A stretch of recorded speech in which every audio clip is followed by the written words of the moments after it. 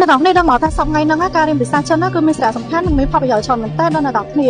អញ្ចឹងការរៀនភាសាចិនហ្នឹងមិនមែនគ្រាន់តែជាការរៀនភាសាមួយនោះទេវាក៏ជាជំនាញដ៏ល្អមួយសម្រាប់អាជីពរបស់អ្នកនៅថ្ងៃអនាគតចូល Sport Cambodia trongចំណុចទី1ហ្នឹងគឺឱកាសស្វែងរកការងារបានកាន់តែច្រើនក៏ទៅតែនៅកម្ពុជានិងអន្តរជាតិក្រុមហ៊ុនធំៗត្រូវការអ្នកចេះភាសាចិនកាន់តែច្រើនហើយថែមទាំងអាចរកប្រាក់ខែបានច្រើនទៀតផងចំណុចទី2ហ្នឹងគឺប្រាក់ខែរបស់អ្នកគ្នាកាន់តែកើនឡើងអញ្ចឹងក្រុមហ៊ុនភាគច្រើនសុខចិត្តចំណាយប្រាក់ខែបន្ថែមទៅលើបុគ្គលិកដែលចេះនិយាយភាសាចិនគឺអាចបន្ថែមប្រហែលជា10ទៅ20%ទៅលើប្រាក់ខែរបស់អ្នកទាំងគ្នាទៅតែចាប់ផ្ដើមរៀនចិនឬមួយក៏ចេះតិចៗក៏អ្នកទាំងគ្នាអាចរកប្រាក់ខែច្រើនជាងអ្នកដែលចេះត្រឹមតែមួយភាសាផងដែរនៅទី3វិញគឺគុណសម្បត្តិជាមួយនឹងការធ្វើធនកិច្ចមានន័យថាការធ្វើអាជីវកម្មជាមួយនឹងជនជាតិចិនសម្រាប់អ្នកទាំងគ្នាចង់ធ្វើចំនួនឬមួយក៏បើកអាជីវកម្មជាមួយនឹងចិនចូលនាំចេញទំនិញបើកហាងឬមួយក៏ធ្វើការជាមួយអ្នកគ្រប់គ្រងចង់ភាសាចិនអាចជួយអ្នកគ្នាតាក់ទងផ្ទាល់និងចរចាបានតម្លៃល្អជាងមុនចំណុចទី4គឺឱកាសចូលដំណើរនិងការសិក្សា